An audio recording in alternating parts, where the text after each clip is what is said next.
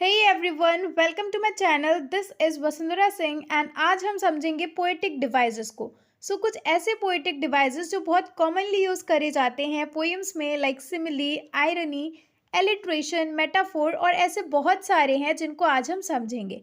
और इनको डिफ्रेंशिएट करने के साथ हम आइडेंटिफाई करना भी सीखेंगे, बिकॉज अक्सर एग्जाम में क्वेश्चन आते हैं रिलेटेड टू दैम, तो आपको थोड़ा बहुत आइडिया होना चाहिए, राइट? तो चलिए लेट्स स्टार्ट। हमारी पहली पोएटिक डिवाइस है सिमिली। तो देखो, सिमिलीज हमने बहुत सारी पढ़ी है बचपन में भी, जैसे कि as bright as sun, as white as cotton, as cold as ice, है ना। ऐसी बहुत सारी हमने पढ़ी हुई हैं। तो यहाँ पर क्या हो रहा है, दो अलग अलग चीज़ों में कंपैरिजन हो रहा है, right?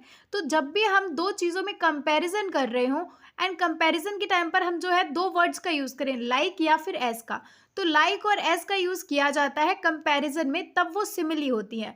For example, Sachin played like a warrior. यहाँ पर सचिन को वॉरियर से कंपेयर किया जा रहा है ना, और यहाँ पर क्या यूज किया गया है, लाइक। तो Sachin played like a warrior, उसने वॉरियर की तरह खेला, है ना। लाइक का यूज हुआ है तो यहाँ पर आ जाएगी सिमिली, ठीक है। सो डू रिमेंबर, जब दो डिफरेंट चीजों को कंपेयर किया जा रहा हो एंड लाइक और एज का यूज किया गया हो तो वो सिमिली होती है, okay. Now second poetic device is metaphor. तो ये भी जो है सिमिली से सिमिलर ही है, यानी कि सिमिली की ही तरह है। यहाँ पर भी कंपैरिजन किया जाता है, लेकिन इसमें डिफरेंस ये है कि हम दोनों ही चीज़ों को एक साथ ट्रीट करते हैं, इक्वल ट्रीट करते हैं। एग्जाम्पल से समझिए, Sachin was a warrior in the game.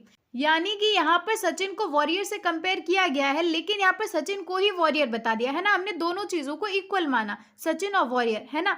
तो ये डिफरेंस है सिमिली और मेटाफोर में। बहुत ही इजी है, बहुत ही सिंपली आप आइडेंटिफाई कर सकते हैं। सिमिली में बस आपको इतना देखना है कि लाइक या फिर एज का यूज किया गया हो जहां पर दो चीजें कंपेयर हो रही हैं, है ना।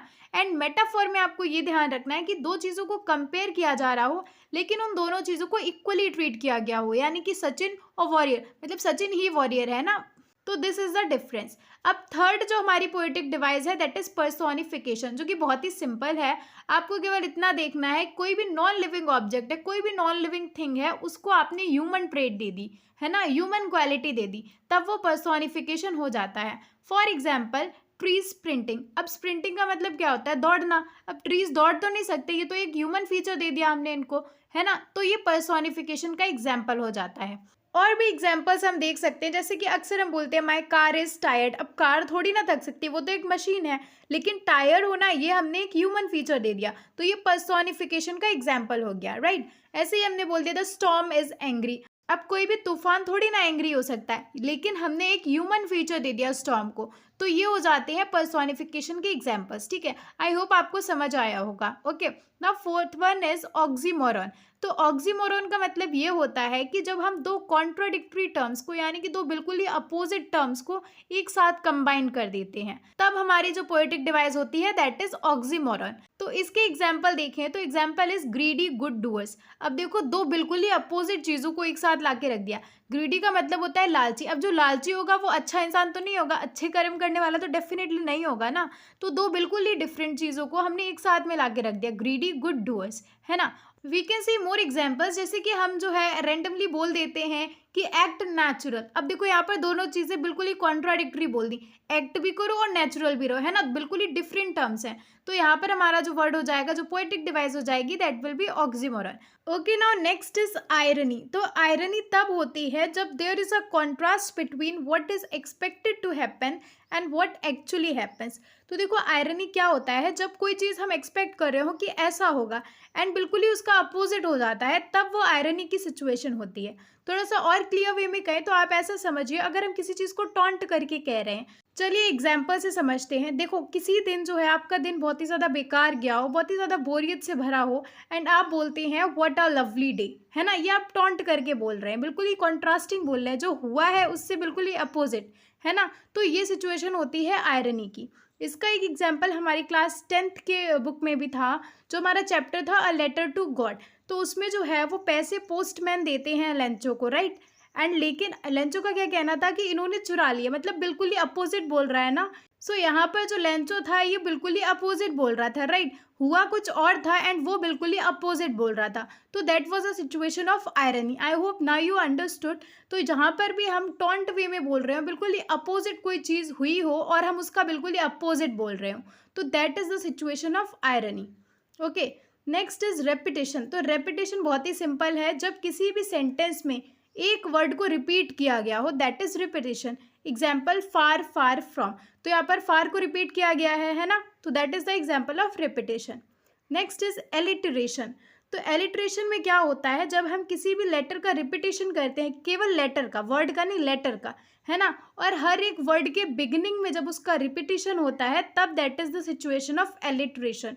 For example we will count, तो यहाँ पर वी में डब्ल्यू और विल में डब्ल्यू, है ना, डब्ल्यू रिपीट हो रहा है ना, और वो भी बिगिनिंग में है वर्ड के, तो that is the example of alliteration.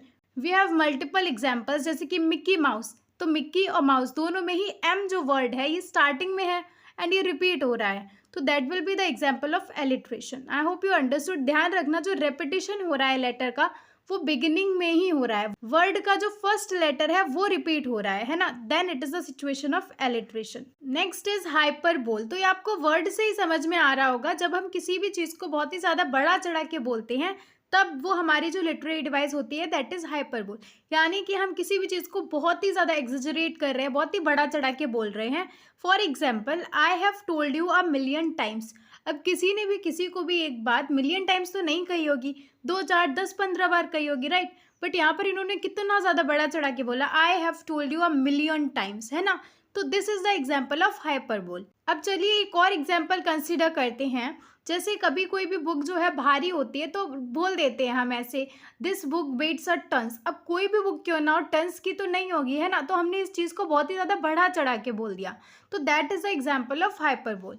ठीक है, नाउ नेक्स्ट इज इमेजरी। तो आप ये वर्ड से ही समझ लीजिए, कोई भी चीज़ हम इमेजिन करके बोल रहे हैं, यानी कि ऐसी बात हमने बोली जिसका वास्तविकता से कोई भी लेना देना है ही नहीं, इमेजिनेशन है ना।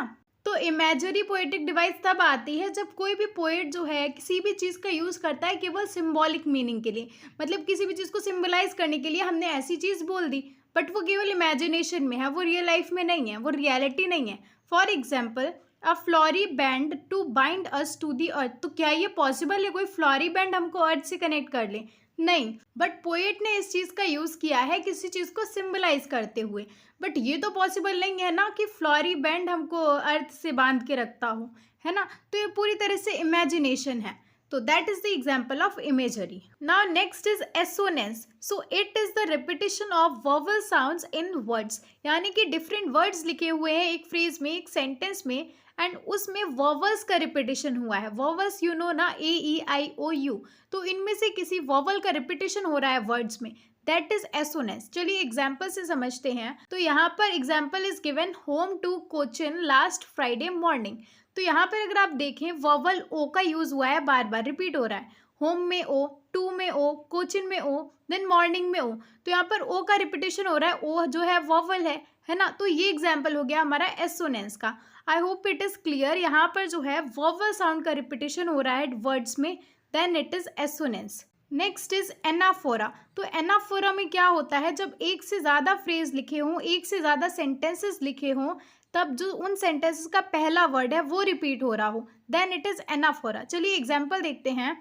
और crook necked golden squash with silver reds, और beauty rest in a beautiful mountain scene. तो इन दोनों ही सेंटेंसेस में अगर आप देखें, पहला वर्ड क्या है, दैट इज और, ऊपर भी और है, नीचे भी और है, तो जो पहला वर्ड रिपीट हो रहा है ना दोनों सेंटेंसेस में, तब हमारा जो लिटरेरी डिवाइस आएगा दैट इज एनाफोरा। समझ आ गया? देखो क्या होता है, एक से ज़्यादा जब फ्रेज लिखे हों, एक से ज़्यादा जब सेंटेंसेस लिखे हों, एंड उन सेंटेंसेस का जो पहला वर्ड हो वो सेम हो, वो रिपीट हो रहा हो, then the literary device is anaphora. Okay, now next is enjambment. तो इसमें क्या होता है, किसी भी सेंटेंस का, किसी भी फ्रेज को हम कंटिन्यू करते हैं अगली लाइन तक, है ना। एग्जाम्पल से देखिए, now we will count to 12 and we will all keep still. तो हमने एक सेंटेंस को जो है अगली लाइन तक कंटिन्यू रखा, that is the example of enjambment. Okay, now next is सेनेक्डोचे।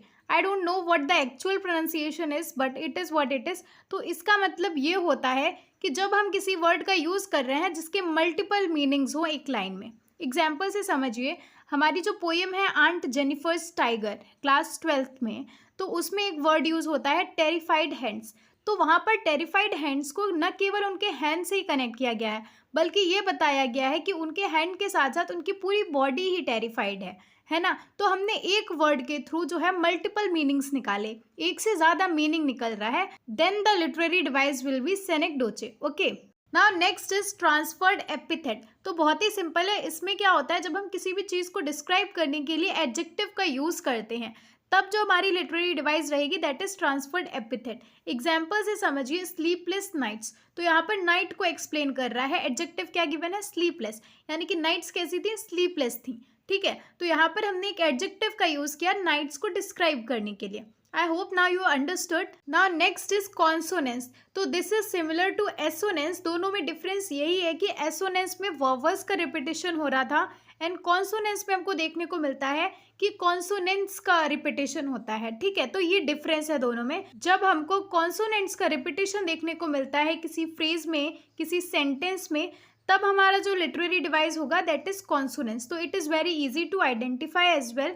Example से देखिए, एग्जाम्पल हमारे पास में है, put that thought away and looked out at young. तो यहाँ पर बार बार टी का रिपीटेशन हो रहा है ना, तो ये हमारा एग्जाम्पल हो जाएगा कॉन्सोनेंस का। सो यहाँ पर हमने मल्टीपल पोएटिक डिवाइसेस को समझा and here I have tried my possible best to explain you in the very simpler way and I hope this was helpful for you all. So thank you so much for watching. Do like the video, subscribe to my channel and हम मिलेंगे हमारे next video में। तब तक रुक जाना नहीं तू कहीं हार के।